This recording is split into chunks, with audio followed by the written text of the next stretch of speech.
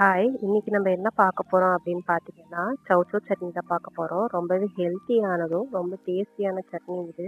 கண்டிப்பா நீங்க ட்ரை பண்ணி பாருங்க. ஒரு கடாய் எடுத்துக்கோங்க. தேவையான அளவுக்கு ஆயில் ஆட் பண்ணிக்கோங்க. அதுக்கப்புறம் வரமல்லி இருக்கு பார்த்தீங்களா, அது ஒரு 2 டேபிள் ஸ்பூன் எடுத்துக்கோங்க. வரமல்லி ரொம்பவே டேஸ்ட் தூக்கி குடுக்கும். அதனால அத ஆட் பண்ணிக்கோங்க.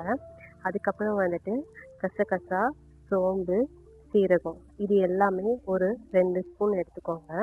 கசகசா வந்து ரொம்பவே டேஸ்ட் நல்லா குடுக்கும். கண்டிப்பா இத ஆட் பண்ணிக்கோங்க இந்த ஸ்பைசஸ. அதுக்கப்புறம் வந்துட்டு முந்திரியும், என்னது உளுந்து.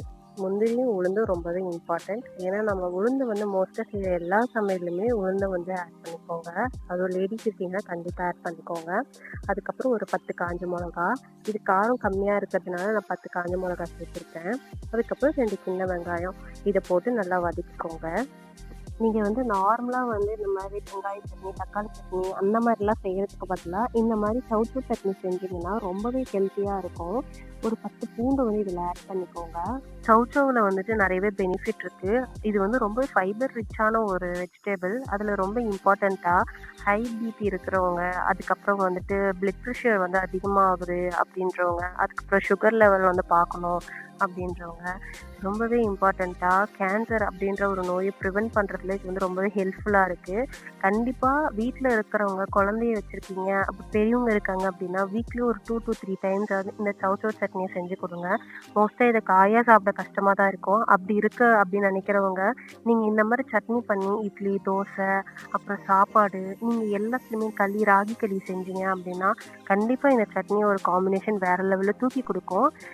உப்பு கொஞ்சம் தேவையான அளவுக்கு ஆட் பண்ணி நல்லா வதக்க ஆரம்பிச்சுருங்க. வதக்கினதுக்கு அப்புறம் மஞ்சத்தூள் கொஞ்சம் ஆட் பண்ணிக்கோங்க. மஞ்சத்தூள் வந்து எதுக்காக ஆட் பண்றேன் அப்படின்னு பார்த்தீங்கன்னா, ரொம்ப கிரீனிஷா இருந்தாலும் ஒரு சில பேருக்கு வந்து சாப்பிட பிடிக்காது. ஸோ அதனால மஞ்சத்தூள் ஆட் பண்ணிங்கன்னா கொஞ்சம் ஸ்மெல்லும் கொஞ்சம் அந்த பச்சை ஸ்மெல் வந்து கம்மி பண்ணி குடுக்கும்.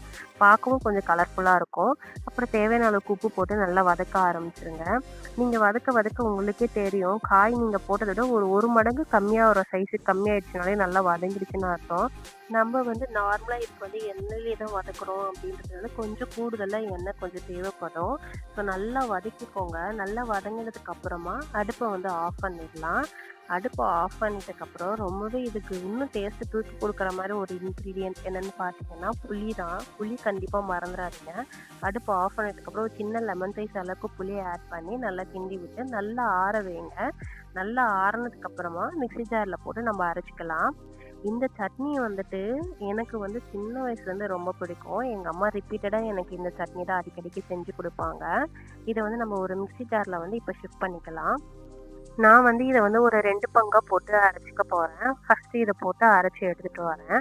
நல்லா வந்துட்டு இத வந்து ரொம்ப துரையா அரைக்காமலயும், ரொம்பவே தண்ணியா அரைக்காமலயும், கொஞ்சம் ஓரளவுக்கு ஒரு மீடியமான ஒரு இதுக்கு வந்து அரைச்சுக்கோங்க.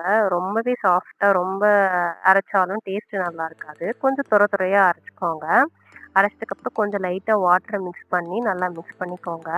அவ்வளோதான் நம்மளுக்கு ரொம்ப ரொம்ப டேஸ்ட்டான சௌசௌ சட்னி வந்து ரெடி ஆயிடுச்சு.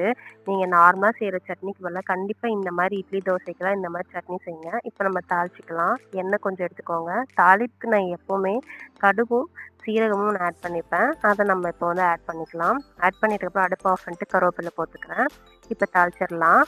தாளிச்சுட்டோம்னா ரொம்ப ரொம்ப டேஸ்ட்டா இருக்கும். தாளிக்காம கூட ஒரு சில பேர் சாப்பிடுவாங்க. நீங்க எண்ணெய் வந்து கண்ட்ரோல் பண்ணணும் அப்படின்னா, கண்டிப்பா தாளிக்காம அப்படியே எடுத்துக்கிட்டீங்கன்னா கூட நல்லா தான் இருக்கும். நான் வந்து எப்பவுமே இந்த சௌசௌ சட்னி வந்து சப்பாத்திக்கு தாங்க ரொம்ப விரும்பி சாப்பிடுவேன். டேஸ்ட் வந்து ரொம்பவே தூக்கி குடுக்கும் சப்பாத்திக்கு. நைட் வந்து சப்பாத்தி செய்றோம் அப்டின்னாலே நான் மோஸ்ட்டா சௌசௌ சட்னி தான் செய்வேன்.